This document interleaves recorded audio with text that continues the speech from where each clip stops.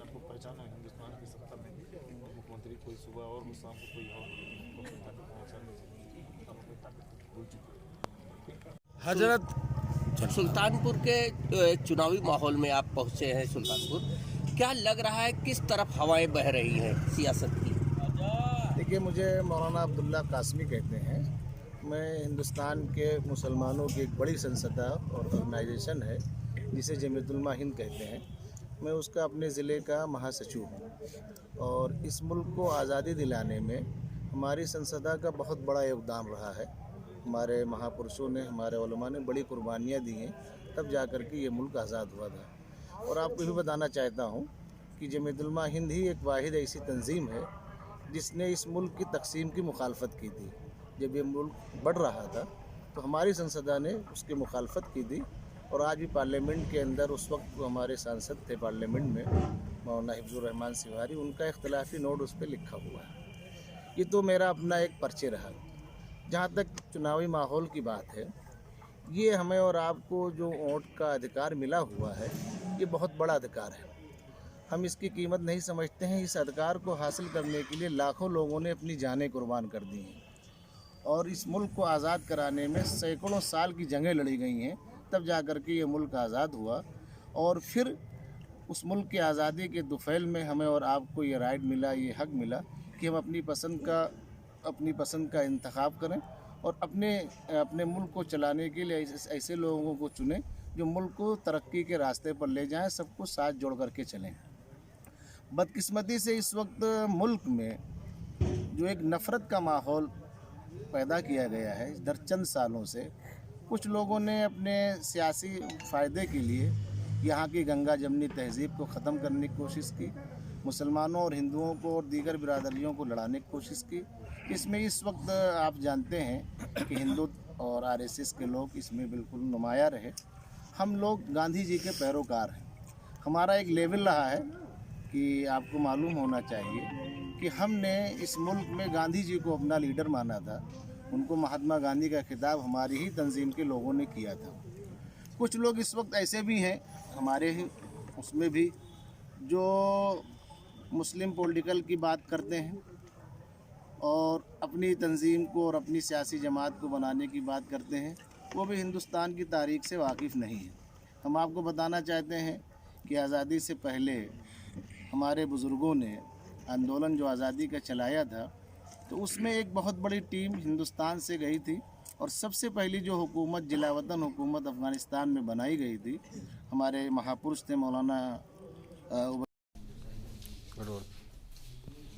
समाजवादी प्रत्याशी द्वारा सुल्तानपुर के कुछ मीडिया वालों के ऊपर आरोप लगाया गया और सार्वजनिक कि ये दल्ले हैं, क्या कहना है आपका? नहीं, मैं इसी घोर निंदा करता हूँ दल्ले शब्द का, और मैं इससे बिल्कुल इत्तेफाक नहीं रखता हूँ। देश में अभी भी बहुत से मीडिया ऐसे हैं, हमारे बहुत से पत्रकार बंधु ऐसे हैं जिन्होंने लोकतंत्र के चौथे स्तंभ को जिंदा रखा हुआ है। हमारे सोशल मीडिया के जितने भी लोग हैं उन्होंने पोर्टल चैनल के द्वारा या सोशल मीडिया जिन्होंने वो लोकतंत्र के चौथे स्तंभ को जिंदा रखा हुआ है। कुछ लोग हैं जिनको गोदी मीडिया कहा जाता है, लेकिन सारे पत्रकार ऐसे नहीं हैं। मैं ऐसे उनके शब्द की कड़ी निंदा करता हूं। ऐसा उनको बिल्कुल नहीं कहना चाहिए। नहीं, मतलब समाजवादी और भाजपा क्या जातवादी समीकरण लेकर लड़ाई लड़ रही है, क्या कहना है आपको? देखिए, सिक्के के दो पहलू हैं, दोनों एक ही पहलू हैं। अगर सिक्का आप उछालिए तो सपा और भाजपा में कोई फर्क नहीं है। इन दोनों का वजूद ही एक दूसरे पे है। इनका फोकस कभी बेरोजगारी पे नहीं होगा, इनका फोकस कभी भी जो जनता में आक्रोश उस पर नहीं होगा, इनका फोकस किसानों के हित में नहीं होगा, इनका फोकस महिला उत्पीड़न पे नहीं होगा। ये हमेशा उन्मादी बातें करते हैं, चाहे सपा हो चाहे भाजपा, क्योंकि दूसरे का एक हित जो है एक दूसरे का इसी में है। एक हिंदू की बात करेगा, एक दूसरे समाज की बात करेगा, इसी में ये दोनों उलझे हुए हैं और लोगों को उलझाते रहते हैं और गुमराह करते रहते हैं। आज हमारे उत्तर प्रदेश को हमारे नौजवानों को रोजगार चाहिए। आज जो हमारी महिलाएं सताई जा रही हैं उससे हमको निजात चाहिए। यहाँ अच्छी शिक्षा, अच्छा स्वास्थ्य। मैं सुल्तानपुर की बात कर दूं आपको, इस सुल्तानपुर में इतने दिन से ये अभी समाजवादी पार्टी की जिनकी आपने विधायक की बात कही 10 साल रहे यहाँ, सुल्तानपुर में अब तक सीवर लाइन नहीं है। इससे ज़्यादा शर्म की बात क्या हो सकती है सुल्तानपुर शहर में। तो इनका अपने पापों को छिपाने के लिए एक दूसरे पे इल्जाम लगाते रहते हैं।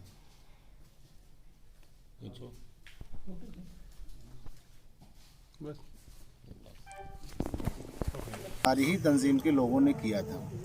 कुछ लोग इस वक्त ऐसे भी हैं हमारे ही उसमें भी जो मुस्लिम पॉलिटिकल की बात करते हैं और अपनी तंजीम को और अपनी सियासी जमात को बनाने की बात करते हैं, वो भी हिंदुस्तान की तारीख से वाकिफ़ नहीं है। हम आपको बताना चाहते हैं कि आज़ादी से पहले हमारे बुज़ुर्गों ने आंदोलन जो आज़ादी का चलाया था, तो उसमें एक बहुत बड़ी टीम हिंदुस्तान से गई थी और सबसे पहली जो हुकूमत जिलावतन हुकूमत अफ़गानिस्तान में बनाई गई थी, हमारे महापुरुष थे मौलाना उबैदुल्ला सिंधी रहमतुल्लाह अलैह। तो उस वक्त राजा महेंद्र प्रताप सिंह को उसका सदर बनाया गया था और ये हुकूमत कहाँ बनी थी? अफ़गानिस्तान के अंदर बनी थी, जो टोटल मुस्लिम पॉपुलेशन का इलाका था। लेकिन वहाँ पर जो जिलावतन हुकूमत बन रही थी, उसका सदर राजा महेंद्र प्रताप सिंह को बनाया गया था। उसी सोच के हम लोग हैं। आज जो लोग नफ़रत का माहौल मुल्क में फैला रहे हैं, हम उनके ख़िलाफ़ हैं। हम ये चाहते हैं कि हिंदुस्तान के लोग नफ़रत के माहौल को जो लोग फैला रहे हैं उनके ख़िलाफ़ जम करके वोटिंग करें और अपने इस राइट का और अपने इस हक़ का इस्तेमाल करें, ताकि एक पैगाम जाए। देखिए, इस वक्त यही हमारे पास सबसे बड़ी ताकत और हथियार है। अगर हम इस हथियार का सही इस्तेमाल नहीं करेंगे तो इसका नुकसान हमारी नस्लें उठाएंगी और हम खुद उठा रहे हैं। कर्नाटका में एक स्कूल से शुरू हुआ हिजाब का सिलसिला लगातार सोशल मीडिया की सुर्खियां बना है और कहीं न कहीं नए लड़के जिनको कुछ सियासत से पता नहीं है, उनके कंधे पर भगवा गमछा, हरा गमछा डाल करके लड़ाने की साजिश की जा रही। ऐसे में क्या संदेश है, क्या कौन से लोग हैं ये और क्या चाहते हैं देश में? देखिए, ये हिजाब का जो इशू छोड़ा गया है, पर्दे का इशू, तो हमारी संविधान में मुसलमानों को ये राइट हासिल है कि वो अपने मज़हब, अपने धर्म के एतबार से अपनी ज़िंदगी गुजारें। पर्दा भी हमारे धर्म की एक चीज़ है और मुसलमानों से हट करके यहाँ जो दूसरी कौमें रही हैं, गैर मुस्लिमों के अंदर भी पर्दे का माहौल रहा है। आज भी औरतें गैर मुस्लिमों की घूंघट डाल करके रहती हैं, अपने सर चेहरों को छिपाती हैं, ये कोई इशू नहीं है। लेकिन इस वक्त जो बदकिस्मती से जो सरकार है और उसके पीछे जो ताकत है, यानी आरएसएस की ताकत है, हम खुले लफ्ज़ों में कहना चाहते हैं, वो ऐसे इशू को छोड़ मैदान में ला करके असल मुद्दे से लोगों के जहन को और दिमाग को हटाना चाहते हैं। वो महंगाई की बात नहीं करना चाहते हैं, वो तरक्की की बात नहीं करना चाहते हैं, वो खुशहाली की बात नहीं करना चाहते हैं, वो सिर्फ नफ़रत को फैलाना चाहते हैं। तो अपने सियासी मफाद के लिए, सियासी स्वार्थ के लिए ऐसे मुद्दों को छेड़ा जाता है। एक लड़की का मसला, एक कॉलेज का मसला था और उसको इशू बना करके कि जो इलेक्शन का माहौल है उससे फ़ायदा लेने की कोशिश की जा रही है। और ये चंद लोग हैं, चंद लोग ऐसे हैं जो ऐसा कर रहे हैं। बहुत बड़ी तारीखी तंजीम के लोगों ने किया था। कुछ लोग इस वक्त ऐसे भी हैं हमारे ही उसमें भी जो मुस्लिम पॉलिटिकल की बात करते हैं और अपनी तंजीम को और अपनी सियासी जमात को बनाने की बात करते हैं, वो भी हिंदुस्तान की तारीख से वाकिफ़ नहीं है। हम आपको बताना चाहते हैं कि आज़ादी से पहले हमारे बुज़ुर्गों ने आंदोलन जो आज़ादी का चलाया था, तो उसमें एक बहुत बड़ी टीम हिंदुस्तान से गई थी और सबसे पहली जो हुकूमत जिलावतन हुकूमत अफ़गानिस्तान में बनाई गई थी, हमारे महापुरुष थे मौलाना उबैदुल्ला सिंधी रहमतुल्लाह अलैह। तो उस वक्त राजा महेंद्र प्रताप सिंह को उसका सदर बनाया गया था और ये हुकूमत कहाँ बनी थी? अफ़गानिस्तान के अंदर बनी थी, जो टोटल मुस्लिम पॉपुलेशन का इलाका था। लेकिन वहाँ पर जो जिलावतन हुकूमत बन रही थी, उसका सदर राजा महेंद्र प्रताप सिंह को बनाया गया था। उसी सोच के हम लोग हैं। आज जो लोग नफ़रत का माहौल मुल्क में फैला रहे हैं, हम उनके ख़िलाफ़ हैं। हम ये चाहते हैं कि हिंदुस्तान के लोग नफ़रत के माहौल को जो लोग फैला रहे हैं उनके ख़िलाफ़ जम करके वोटिंग करें और अपने इस राइट का और अपने इस हक़ का इस्तेमाल करें, ताकि एक पैगाम जाए। देखिए, इस वक्त यही हमारे पास सबसे बड़ी ताकत और हथियार है।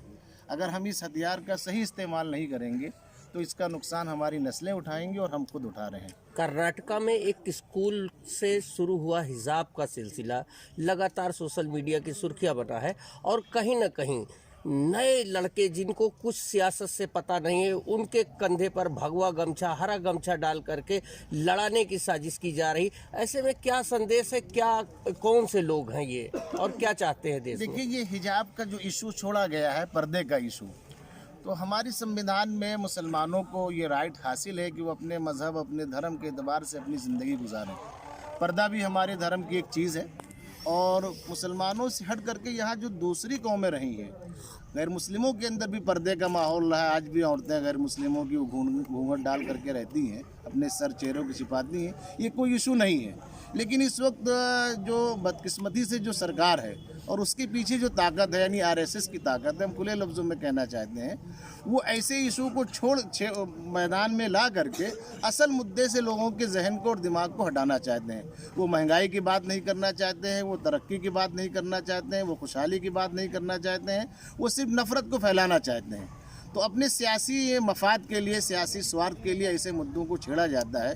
एक लड़की का मसला, एक कॉलेज का मसला था और उसको इशू बना करके कि जो इलेक्शन का माहौल है उससे फ़ायदा लेने की कोशिश की जा रही है। और ये चंद लोग हैं, चंद लोग ऐसे हैं जो ऐसा कर रहे हैं।